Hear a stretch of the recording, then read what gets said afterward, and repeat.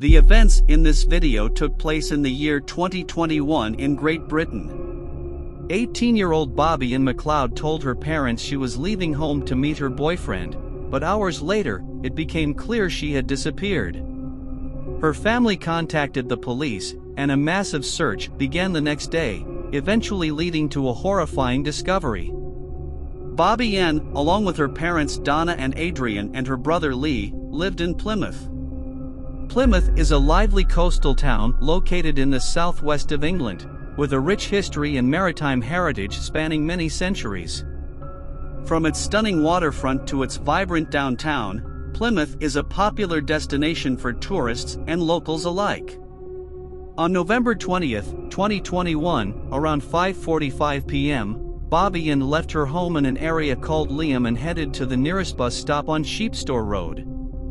As she left, she told her father that she loved him and said she was going downtown, where she planned to meet her boyfriend and mutual friends. Bobby Ann only took a few minutes to get to the bus stop, as she was familiar with the route from having taken it many times before. When an hour and a half had passed since Bobby Ann left home, her mother Donna texted her, asking if she was okay and if she had reached her planned destination. With no response, a concerned Donna tried calling her daughter, but Bobby Ann didn't answer, which was unusual. It was another hour or so before Bobby Ann's boyfriend called her parents, asking if their daughter was home. He was worried because Bobby Ann hadn't shown up for their date, and all attempts to contact her by phone had failed. After calling all of their daughter's known friends and realizing that no one knew where she might be, Bobby Ann's parents began to suspect that something bad might have happened to her. They immediately went to the police and reported her missing. It was already past 9 p.m. the next day, November 21st, when the police began a search in the area, involving the McLeod family and volunteers. Flyers depicting Bobby Ann were distributed throughout the city, and her disappearance was reported on social media and in the popular media. Her brother, Lee McLeod, wrote on his social media page, "I'm begging every single person in Plymouth to help me search everywhere, searching for everything. Please, please, people, if you hear anything or see anything, tell me." Knowing that Bobby Ann was supposed to take a bus downtown, the police quickly found out that she hadn't boarded any. However, during interviews, officers learned from a local resident that he had driven by the bus stop the previous evening and had seen Bobby Ann there. The implication was that she had definitely made it to the bus stop but had not boarded the bus for some reason. The evidence that she was indeed at the bus stop was soon corroborated. Wireless headphones belonging to Bobby Ann were found in the walkway behind the bus stop. The bus stop area was cordoned off, and police officers were literally on their knees searching the entire surrounding area for possible evidence. Evidence was also searched for along the girl's route from her home to the bus stop and on all nearby streets. Considering that Bobby Ann was at the bus stop but never boarded the bus, that her headphones were found near the bus stop, and several other details that the police did not disclose, authorities began to speculate that the girl might have been kidnapped. The police appealed to anyone with useful information for the investigation to come forward. A large number of officers were involved in the search, doing all they could to find Bobby Ann as quickly as possible.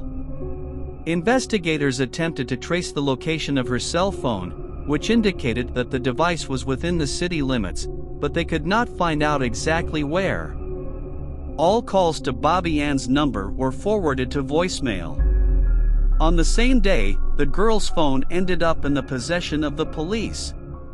It was given to the police by the driver of the bus that was on the route where the bus stop from which Bobby Ann disappeared was located.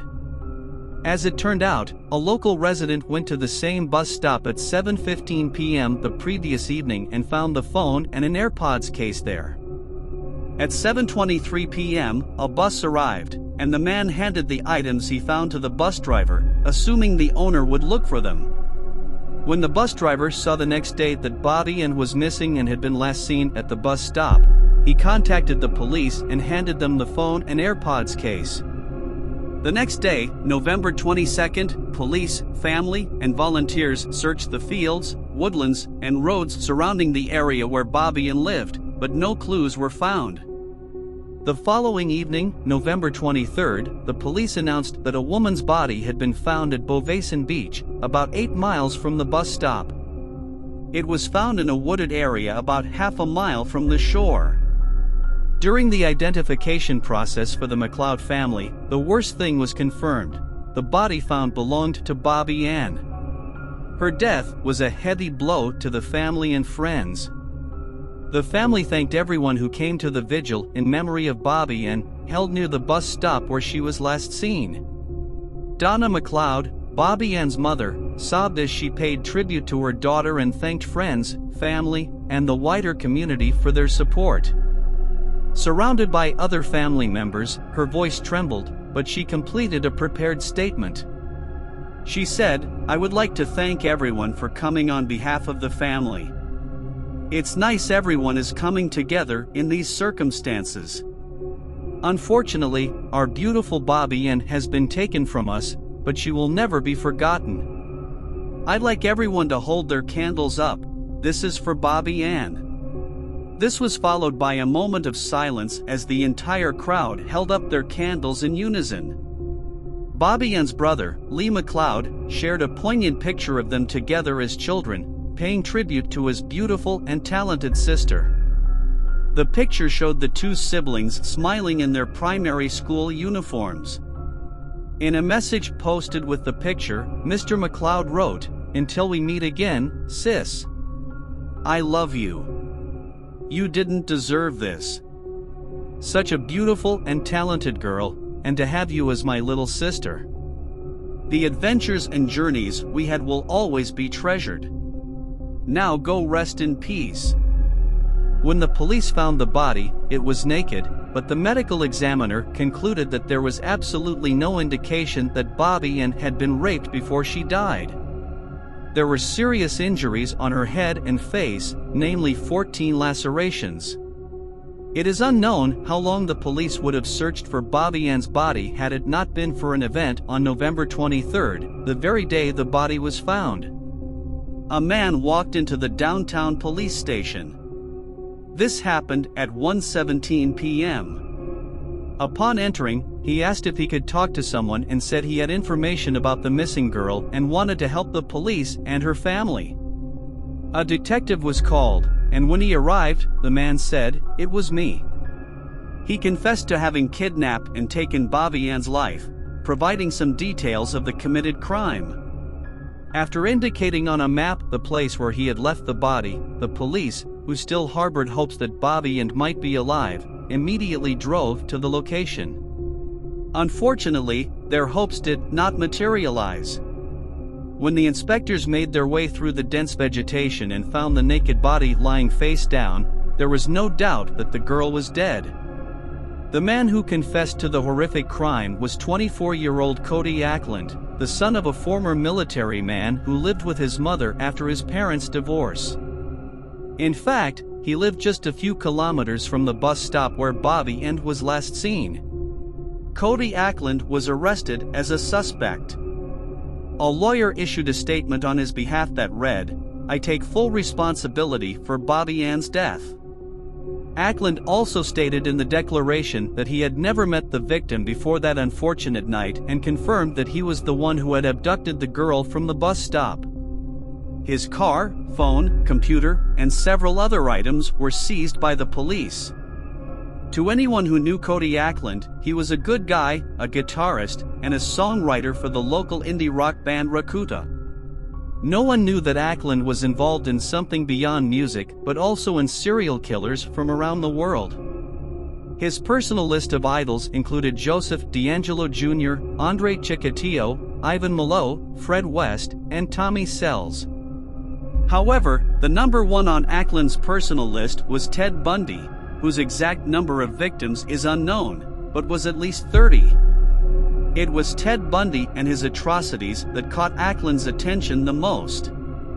Investigators uncovered 3,216 images on Ackland's phone, many of them disturbing and dark, reminiscent of horror films. In the days and weeks leading up to Bobby Ann's death, Ackland searched the internet for information about serial killers and crimes. He also browsed for remote locations in Dartmoor and potential weapons. On the day of Bobby Ann's abduction, Ackland was visiting the website of an online sports store, where he searched for baseball bats, ski masks, and waterproof clothing. It's important to note that, despite his clandestine hobbies, Cody Ackland had never drawn the attention of the police or been in trouble with the law. Apparently, he went so far in his secret hobby that he decided to commit a serious crime. It has come to be seen that Bobby Ann was an accidental victim who, by an evil coincidence, ended up in Ackland's way, who that evening, like a vicious beast, went searching for prey. The events of that evening unfolded as follows. Bobby Ann arrived at the bus stop around 6:15 p.m. Ackland, who was driving his Ford Fiesta around the neighborhood, spotted her at the stop. As he later told detectives, Bobby Ann resembled his ex-girlfriend in appearance, but that resemblance, according to Cody, was not the emotional trigger that motivated him to attack. He was simply looking for a victim and wanted to carry out his long-held plans.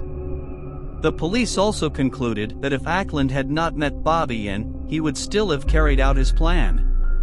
The victim could have been anyone, regardless of gender. That's what the police believed.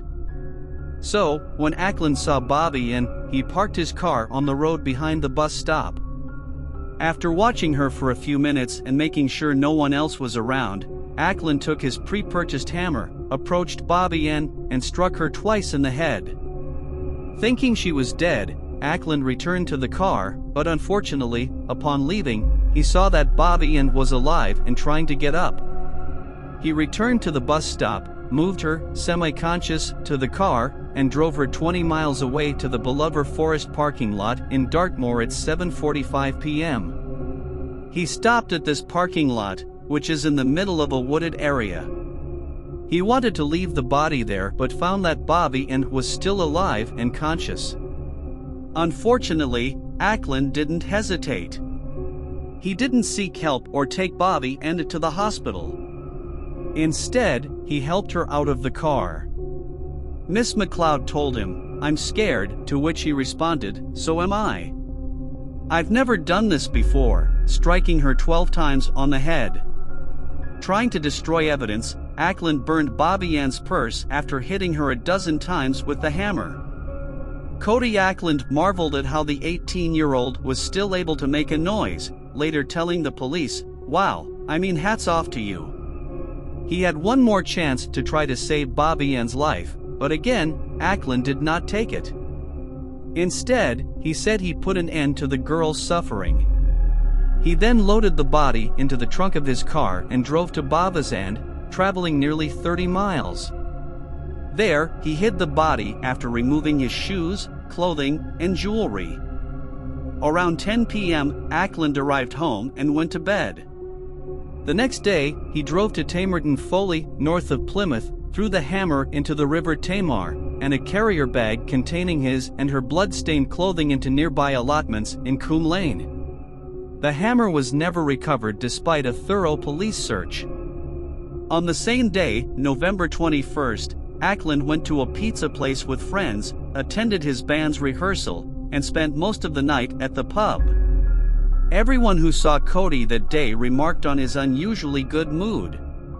He was happy, joking, and hugging his friends, which was rare for him.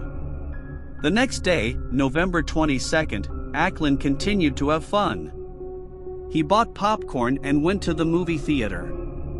While he watched the movie, the police, family, and volunteers searched for Bobby Ann, and Ackland kept up with the latest news on his phone. On November 23rd, Cody was at his non-music related job. If English papers are to be believed, he was working for a car service company. After leaving for his lunch break, Ackland sent a message to a chat room where members of the music group Rakuta were present. He wrote, "Love you guys." At the same time, he texted his mother saying he loved her very much. After that, he went to the police station and confessed to the crime. Ackland's bandmates released a statement on Facebook saying they would immediately disband the group as a mark of respect to the deceased teenager. They added that the remaining members of Rakuta, Josh Ross, Josh, and Mike, were all extremely shocked and in complete disbelief by the tragic event that had unfolded over the last several days. Their thoughts and prayers were with Bobby and McLeod's family and friends, who must be devastated by their loss. As a mark of respect, they decided not to continue as a band and would be dissolved immediately.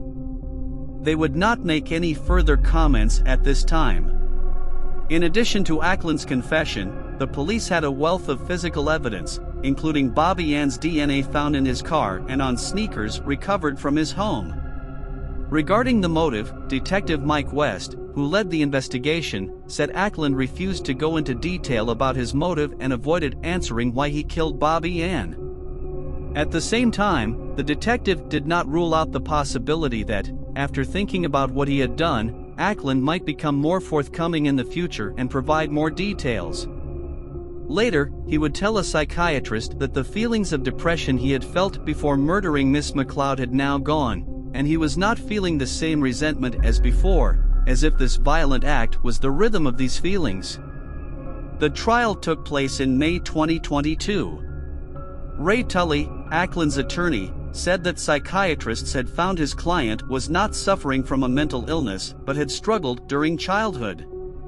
Ackland was diagnosed with ADHD, dyslexia, depression, and anxiety, and by the age of 19, had a 7-year history of depression. Mr. Tully said that Ackland had not received much comfort from either his home or his school life, and that his father and other male role models had not provided much in the way of support or guidance.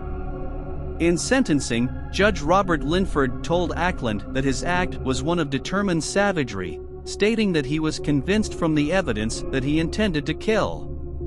He said, "This was a prolonged and awful ordeal for this poor person. She had the whole of her life in front of her until it was brutally and savagely snuffed out by you." He added, "It was quite clear that you planned the murder and you did murder." Cody Ackland, 24, was sentenced to life in prison. He will spend 31 years in prison before he is eligible to apply for parole.